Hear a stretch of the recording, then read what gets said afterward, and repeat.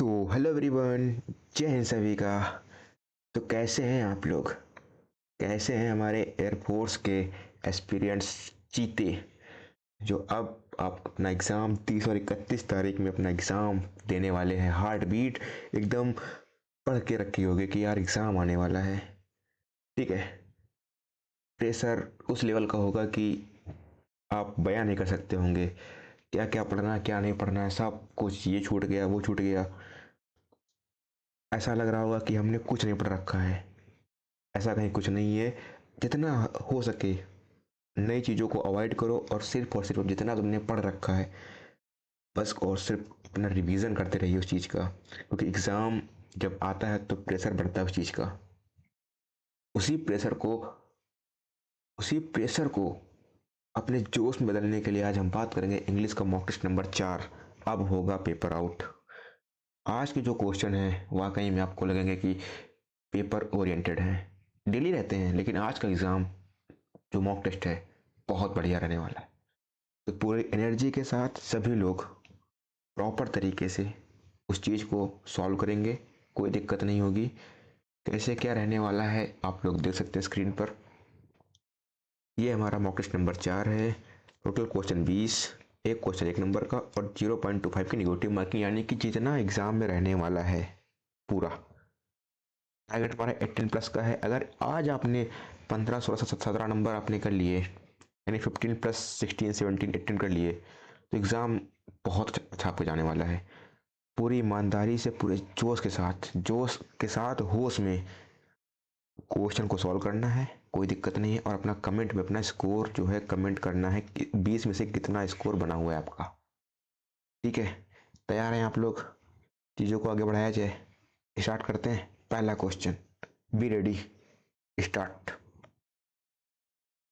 पहला क्वेश्चन है गिव, पहले आपको खुद से सॉल्व करना है एंड देन आंसर को आगे मैच करना है। ठीक है, पहला क्वेश्चन है गिव वन वर्ड सब्स्टिट्यूट। ठीक है, one who is hard to please, ऐसा आदमी जिसे प्रसन्न करना बहुत कठिन हो। ठीक है, ऐसे आदमी, ऐसी चीज जिसे हम प्रसन्न कर नहीं सकते, यानी कि उसे प्रसन्न करने, उसे खुश करने में बहुत ज़्यादा कठिनाइयाँ हो, तो उसे हम कहते हैं फैटल। क्या होता है? घातक होता है। तो उसे कहते हैं हम fastidious. Option number D, fastidious. ठीक है, ऑप्शन नंबर डी। क्लियर हो गया? एक क्वेश्चन क्लियर, आगे बढ़े। नेक्स्ट क्वेश्चन कह रहा है fill in the blanks with suitable words, यानी कि आपको इसमें जो आपका सुटेबल वर्ड है आप उसको पढ़ के उस चीज़ को बताना है कि इसमें क्या भरेंगे हम लोग। क्वेश्चन है it's cost is blank 300 rupees, sorry, it's cost is blank 300 rupees, मतलब इसकी जो कास्ट है वो 300 रुपये के बराबर है, यानी 300 रुपये के लायक है इस चीज़ की कॉस्ट। तो बॉट खरीदना होता है और लेवल प्राप्त करना, इसका मतलब तो वर्थ। वर्थ मतलब होता है किसी चीज़ के लायक। ठीक है, ऐसी चीज़ जैसे मान लीजिए आपने एक बुक ली है तो आपने इसकी कीमत क्या रखी है कि ये किताब 200 रुपये के लायक है। ठीक है, कोई भी चीज़ हो। ठीक है, तो worth, it's cost is worth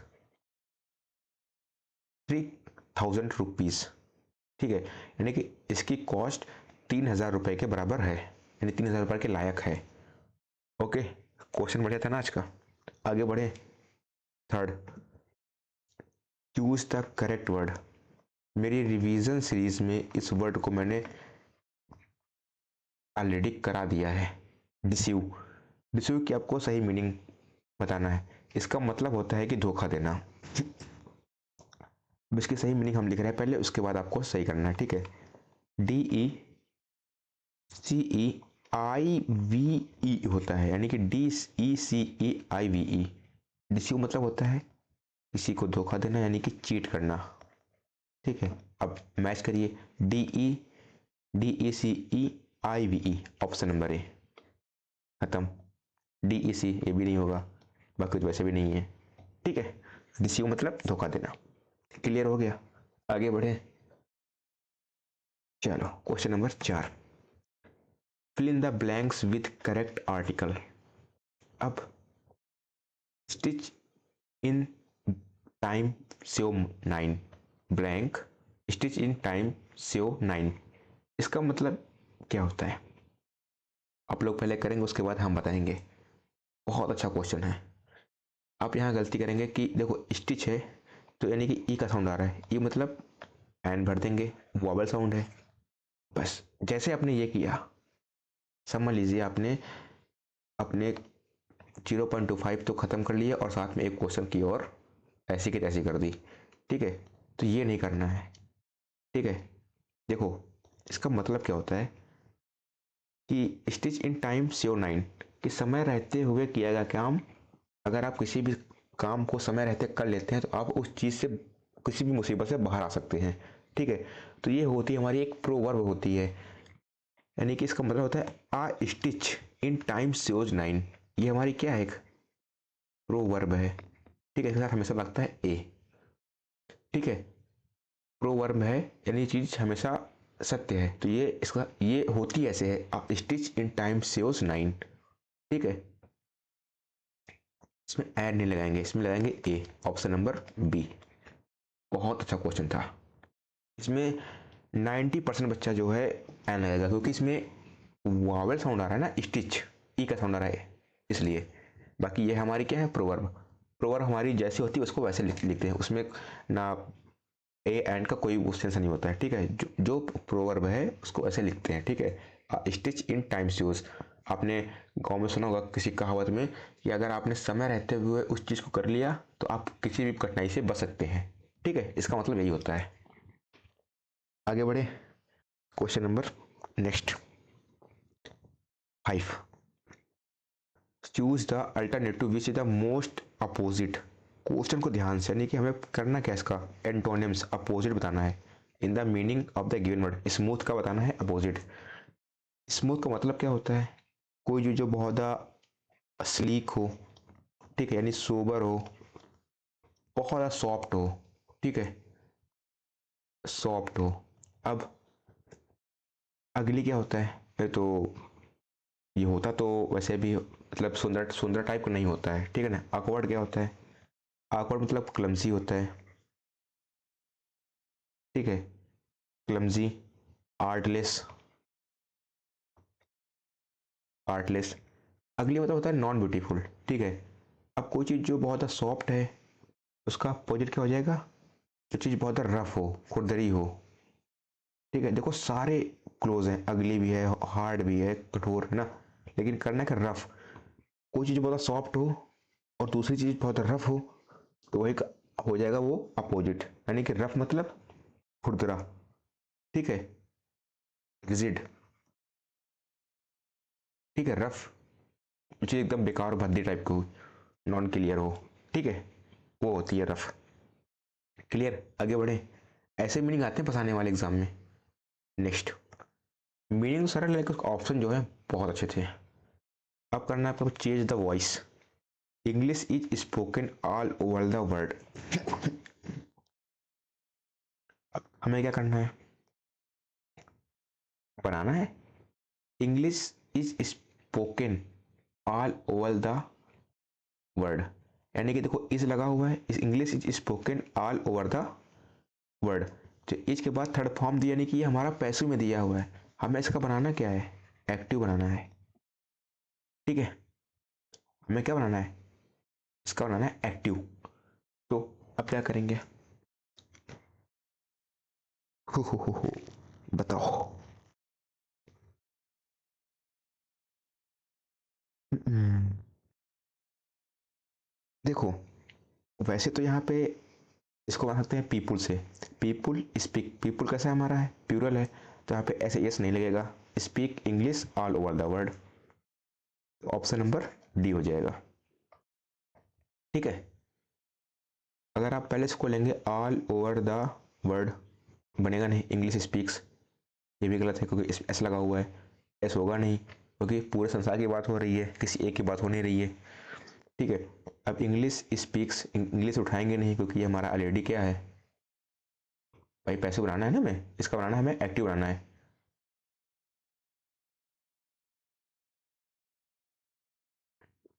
ठीक है, तो इसका राइट आंसर हो जाएगा, इसका ऑप्शन नंबर बी भी सही है, तो कोई दिक्कत नहीं है, क्योंकि इंग्लिश, ठीक है, ये हमारा ऑब्जेक्ट था, इसको बनाएंगे subject, English speaks all over the world.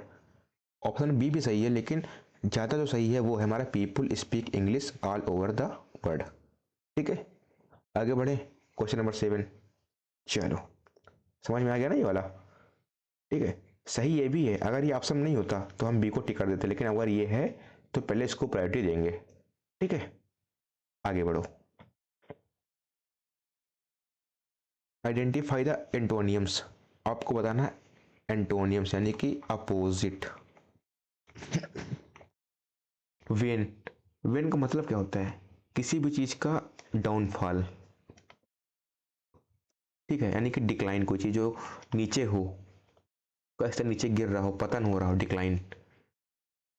अब हमें बताना इसका क्या है, एंटोनियम यानी कि अपोजिट। इसका पुअर होता है गरीब, स्वेल मतलब स्वेलिंग होता है, टाइट मतलब बहुत टाइट कसा, उसका हो जाएगा वाइडेंट, बहुत चौड़ा मतलब इसको इंक्रीजमेंट। ब्रोडन, ब्रोडन, ठीक है, डाउन ब्रोडन, डिक्लाइन मतलब गिरना, और ब्रोडन मतलब होता है कि ब्रोडन मतलब जो चीज़ फैली हो और बहुत ज़्यादा उसका साइज इंक्रीज हो रहा हो। ठीक है, वो होती है मेरी ब्रोडन। क्लियर, आगे बढ़े, क्वेश्चन नंबर 7 हो गया। अब बढ़ते क्वेश्चन नंबर 8 की तरफ। Identify the synonyms of the given word. अब आपको बताना है सिनोनियम्स किसका, मिडल का।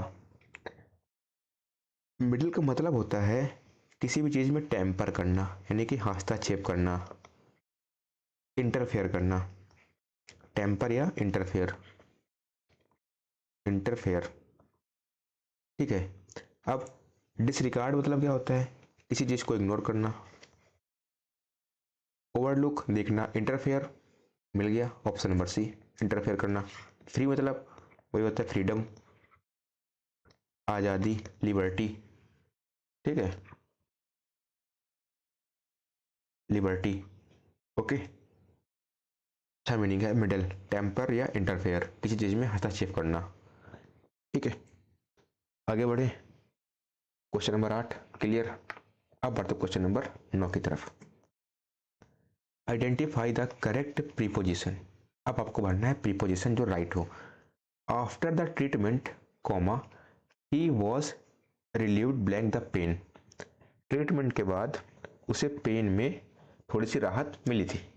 ठीक है, अब रिलीव्ड के बाद हमेशा लगता है क्या, ऑफ, ये होता है हमेशा फिक्स। ठीक है, किसी भी पेन से आराम मिलना मतलब रिलीव्ड ऑफ द पेन। ठीक है, रिलीव्ड ऑफ द पेन, तो ऑप्शन नंबर हो जाएगा D. Okay, relieved of the pain. Okay, clear हो गया, आगे बढ़े, क्वेश्चन नंबर 10। चलो, सेलेक्ट द करेक्ट वर्ब। आज आपका पेपर जो है बहुत अच्छा बना हुआ है, मतलब क्वेश्चन बहुत अच्छे हैं उसके हैं। The teacher said that the earth blank round the sun is moving, moved, has moved, moves. और देखो यहाँ बच्चे क्या करेंगे, टीचर सेड दैट लिखा हुआ है यानी कि पास्ट, सीधा मारेंगे मूड, आगे बढ़ेंगे खट से। नहीं, आपने अगर जैसे आपने लगाया मूड, समझ लीजिए आपने फिर से अपना एक तो क्वेश्चन खा लिया और ऊपर से 0.25 की बात खत्म कर दी वहां पे। तो जल्दबाजी में जो है चीज़ों को गलत नहीं करना है, इसीलिए इस क्वेश्चन को हमने रखा है जिससे आप फंसे हैं, जहाँ पे आप गलती के चांस बनते हैं। अगर आप गलती आज यहाँ सही कर लेंगे तो कल एग्जाम में वो चीज़ आपको दिक्कत नहीं करेगी। आज यहाँ गलती कर लीजिए लेकिन कल एग्जाम में गलती नहीं होनी चाहिए। ठीक है, अब the teacher said that the earth blank round the sun, sentence हमारा कैसा है, ये हमारा है यूनिवर्सल ट्रुथ। तो जब भी कोई चीज़ प्रोवर्ब हो या यूनिवर्सल ट्रुथ हो तो उसको एटिसिट जो चीज़ लिखी हुई है उसको वैसे ही बना देते हैं। ठीक है, देखो अब पृथ्वी है वो राउंड द सन, वो सन के चारों घूम रही है, वो आज भी घूम रही है, कल भी घूम रही थी। ठीक है, यानी कोई चीज़ कैसी है, ऑलवेज वाली है, हमेशा, यानी कि वो चीज़ यूनिवर्सल ट्रुथ है। तो वो बनेगा हमेशा प्रेजेंट बनता है, तो हो जाएगा मूव्स। ठीक है, moves. The teacher said that the earth moves round the sun. Option number D हो जाएगा। ठीक है, यूनिवर्सल, यूनिवर्सल ये ट्रूथ है। ठीक है, ये एक फैक्ट है। ठीक है, ये एक फैक्ट है कि जो है पृथ्वी जो है सूर्य के चारों ओर घूमती है। ठीक है, ये बात आपको याद रखनी है। और जब भी कोई फैक्ट या यूनिवर्सल ट्रुथ की बात करते हैं तो वो चीज़ हमेशा बनती है प्रेजेंट में। ठीक है, सिंपल प्रेजेंट में। ओके, आगे बढ़े। चलो, question number 11, choose the correctly spelled word. इसमें बताना है आपको ब्रदरन। ब्रदरन, ब्रदरन का मतलब होता है हमारी जो सिबलिंग्स होते हैं, भाई होते हैं, भाई बहन। ठीक है, भाई बहन को कहते हैं ब्रदरन। ठीक है, अब इसकी सही मीनिंग क्या होती है? ठीक है, लिख रहे हैं, देखो, BROTHER, ये क्या होता है? ब्रदर होता है भाई। इसी से बना हुआ हमारा ब्रदरन, वो होता है BRETHERN,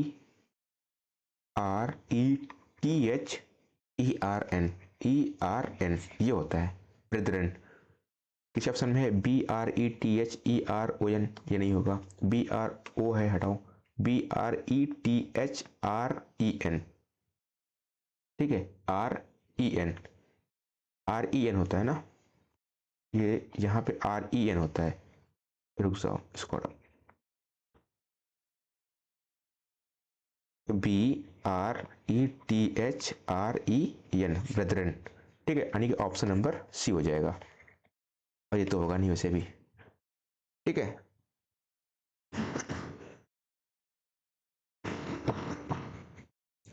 सॉरी।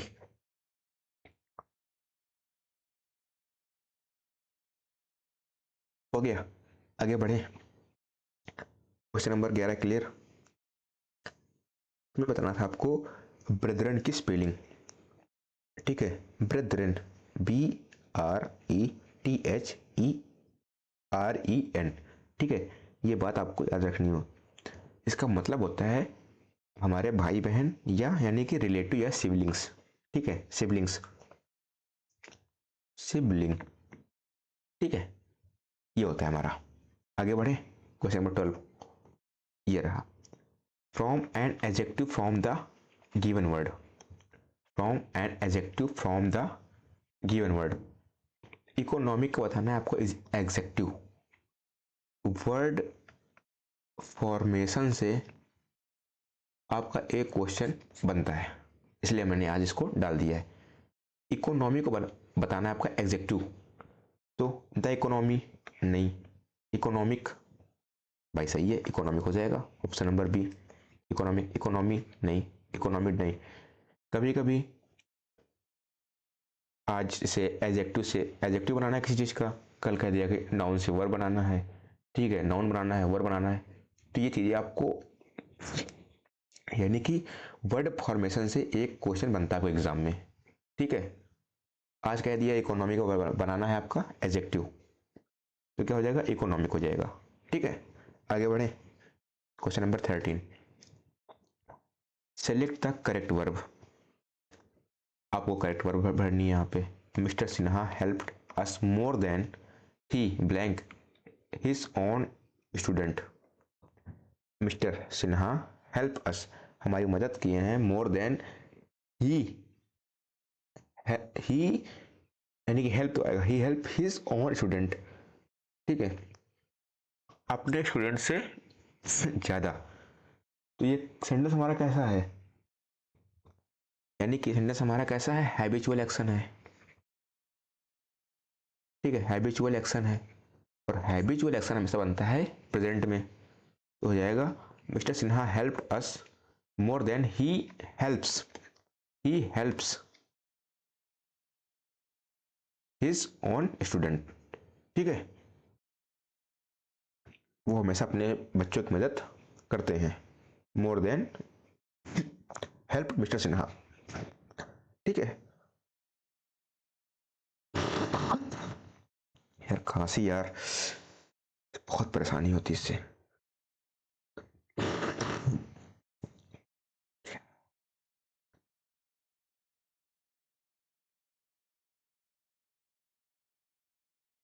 क्लियर हो गया?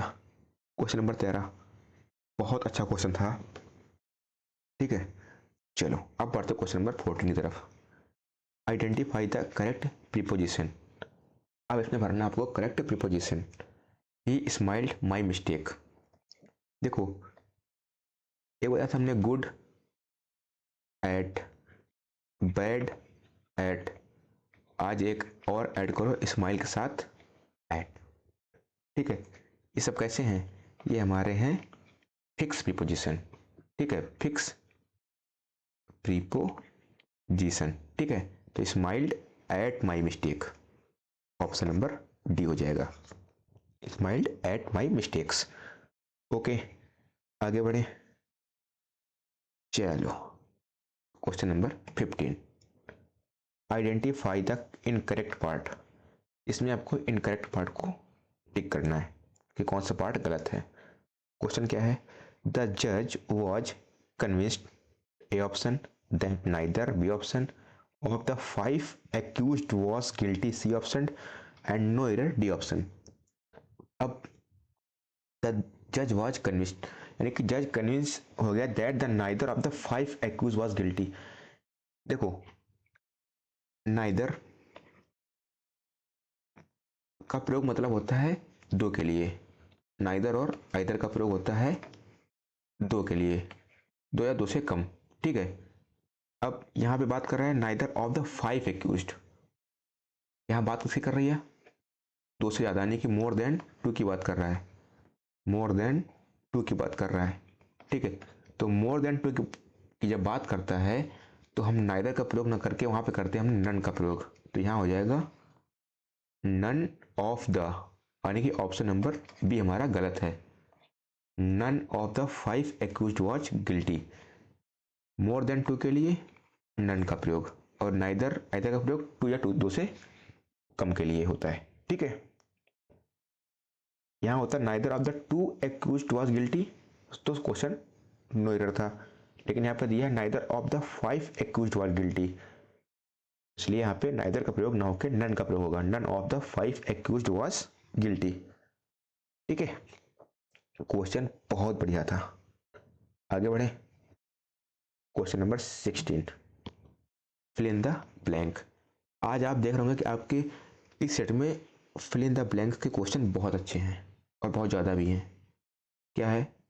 आई am blank forward to our picnic schedule in the next month.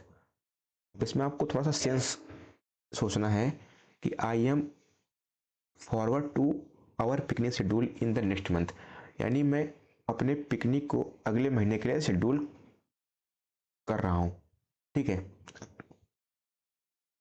Seeing नहीं, प्लानिंग फॉरवर्ड नहीं, थिंकिंग फॉरवर्ड नहीं, आई एम लुकिंग फॉरवर्ड, इसका मतलब होता है किसी भी चीज़ को आगे शेड्यूल करना, ठीक है। तो आई एम लुकिंग फॉरवर्ड होता है हमेशा, looking forward, option number B, ठीक है। बहुत अच्छा क्वेश्चन था ये, ठीक है। क्लियर हो गया? आगे बढ़े। मतलब I am looking forward to our picnic schedule in the next month, मैं अपने पिकनिक को अगले मंथ के लिए देख रहा हूँ, ठीक है। सीइंग नहीं, लुकिंग फॉरवर्ड, तो हो जाएगा I am looking forward to our picnic scheduled in the next month, ठीक है। चलो question number 17, fill in the blanks correct conjunction. अब आपको भरना है कंजंक्शन, हम पढ़ा चुके हैं ऑलरेडी ये। I shall wait blank my father comes. अब क्या करना है आपको? आई शैल वेट, मैं वेट करूँगा तब तक, माई फादर कम्स, जब तक मेरे पिता नहीं आ जाते हैं, मैं तब तक वेट करूँगा जब तक मेरे पिताजी नहीं आ जाते हैं, यानी कि मैं जब तक वेट करूँगा तब तक मेरे पिताजी नहीं आ सकते हैं, आ जाते हैं, ठीक है। तो बट होगा नहीं, बाई, अनलेस, अनलेस मतलब नॉट का प्रयोग हो रहा है, यानी कि ये तो निगेटिव हो गया, तो हो जाएगा I shall wait till my father comes, मैं वेट करूँगा जब तक मेरे पिताजी नहीं आ जाते, ठीक है। तो जब तक के लिए मतलब टिल, ऑप्शन नंबर सी, मैं वेट करूँगा जब तक मेरे पिताजी नहीं आ जाते। ठीक है, I shall wait till my father comes. ठीक है, आगे बढ़े, क्लियर। चलो question number 18, identify the incorrect part. अब बताना है आपको इनकरेक्ट पार्ट क्या है। One of the boys A option have completed B option, their work C option and no error D option. ये रूल मैं ऑलरेडी आपको एग्जाम में उसमें रिवीजन सीरीज में करा चुका हूँ।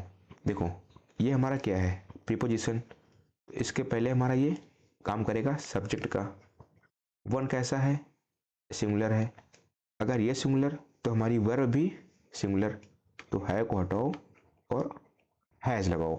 तो one of the boys has completed their work. ठीक है, तो ऑप्शन नंबर बी हो जाएगा। ठीक है, one of the boys has completed their work. Okay, clear, आगे बढ़े। चलो question number 19, narration direct indirect. पहले आप लोग करेंगे उसके बाद हम करेंगे। ठीक है, क्वेश्चन क्या कह रहा है, he said comma noted comma I may come tomorrow. बढ़िया क्वेश्चन है।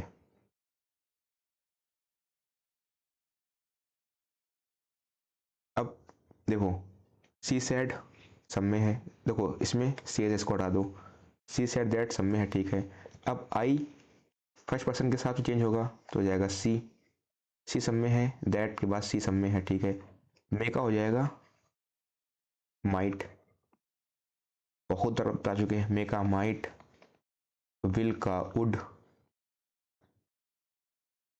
सेल का शुड।